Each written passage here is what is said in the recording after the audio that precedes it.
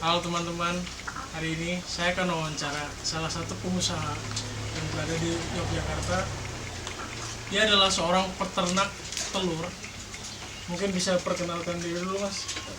Perkenalkan semuanya, nama saya Yuka Nurusman yang biasa dipanggil Yuka. Saya di sini seorang pengusaha dari ternak telur dan usaha saya sudah berjalan sekitar 11 tahun. Dan untuk bisa mencapai ke sini mungkin memang agak susah ya, karena melalui berbagai banyak rintangan yang harus kita lalui, seperti kayak pernah ditolak akan pembelian pakan segala macam. Mas juga, bagaimana cara Anda menangani konflik yang muncul dalam tim atau mitra bisnis Anda? Dan strategi apa yang Anda gunakan dalam manajemen konflik tersebut? Untuk permasalahan konflik biasanya dari kita dengan pembeli itu lebih ke arah pengirimannya sebenarnya. Jadi kayak, kenapa pengirimannya ini lama, kenapa pengantarannya kok cepat gitu. Kadang beda-beda itu. Terkadang karena kita konfliknya adalah di pembelian dari berbagai para konsumen. Jadi pembelian dari para konsumen itu kita banyak, entah dari toko roti, toko catering, atau warmindo segala macam. Itu banyak pesanan yang mereka pesan.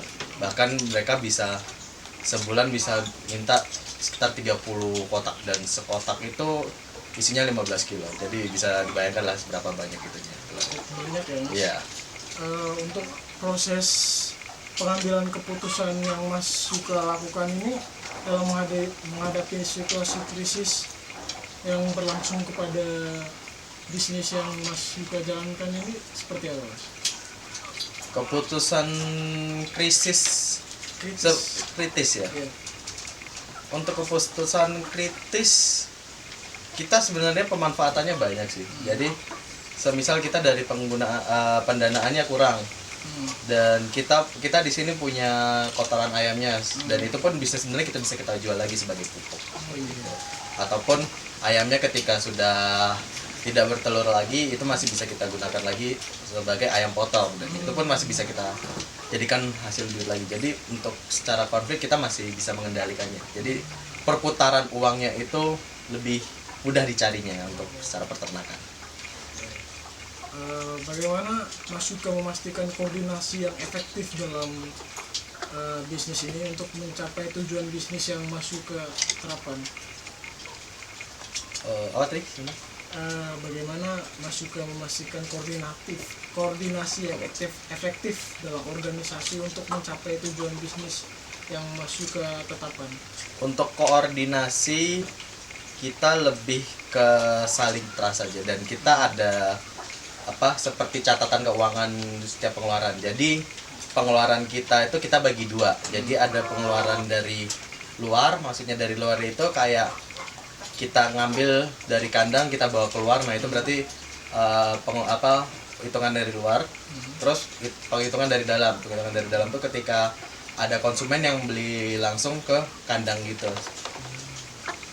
Jadi untuk pembagiannya, jadi kita bisa datanya lebih gampang. Jadi di luar kita dapat data berapa, di dalam kita dapat data berapa, terus kita gabungkan jadi ketemu titiknya. Apa bentuk laporan pertanggungjawaban yang Mas Yuka gunakan untuk memantau atau melaporkan kinerja secara berkala ya? Seperti yang saya bilang tadi, untuk laporannya kita menggunakan pembukuan. Nah, jadi dan pembukaannya itu kita buat dua, seperti itu tadi. Jadi pembukuan luar dan pembukuan dalam. Terus apa bentuk reward yang Mas Yuka berikan kepada karyawan, dan bagaimana reward tersebut membantu meningkatkan motivasi serta produktivitas karyawan Mas Yuka? Untuk meningkatkan secara produktivitas, biasanya saya sebagai pemilik usaha kadang memberikan sedikit sumbangan bahan pokok lah kepada karyawan saya, seperti membutuhkan beras atau telur segala macam ya, kebutuhan pokok lainnya, atau bahkan kita bisa membelikan kebutuhan pokoknya secara tunai gitu. Terus bagaimana cara Mas Yuka menangani kesalahan atau pelanggaran yang terjadi di sorry.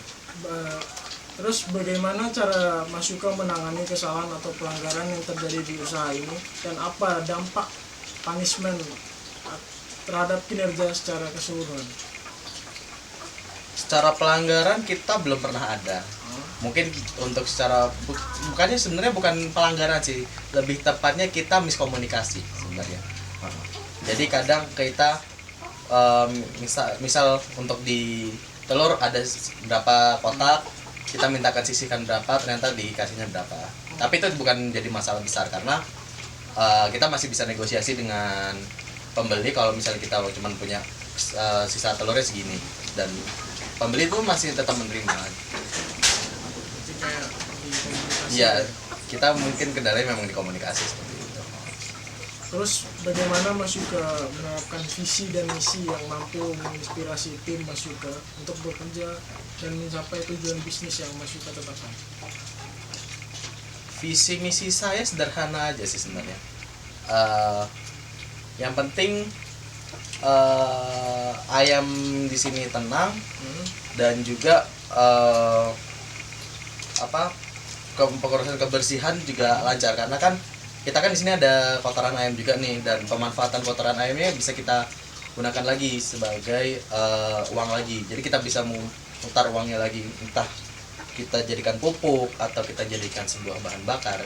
Soalnya ini pupuk ini dan kotoran ini terakhir dibeli sama orang Wonosobo sebagai kebutuhan pokoknya buat menanam kentang atau apa segala macam di sana. Jadi kita bisa saling membantu untuk ke petani gitu. Apa pelajaran terbesar yang Mas Yuka dapatkan dari kegagalan dalam bisnis ini selama kurang lebih 11 tahun, dan bagaimana hal tersebut mempengaruhi gaya kepemimpinan Mas Yuka? Yang mempengaruhi saya selama 11 tahun ini lebih ke cara bagaimana kalian manage sebuah keuangan itu pasti, dan juga pengelolaan data secara konsumen. Karena kita kan sering dapat laporan kalau kadang telur ini lagi jelek-jeleknya, kadang telur ini lagi bagus-bagusnya gitu. Dan dari situlah kita bisa tahu konsumen tuh maunya seperti apa, dan kita akan mengevaluasi terus-menerus dan selalu meningkatkan kualitas telur yang semakin baik gitu.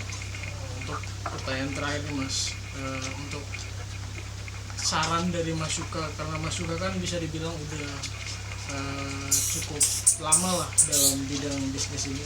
Saran untuk teman-teman yang ingin memulai bisnis nih Mas, khususnya untuk mengembangkan spiritual dan quantum dan membangun kepemimpinan untuk berkelanjutan, itu seperti apa Mas pada teman-teman kita yang mau memulai bisnis baru?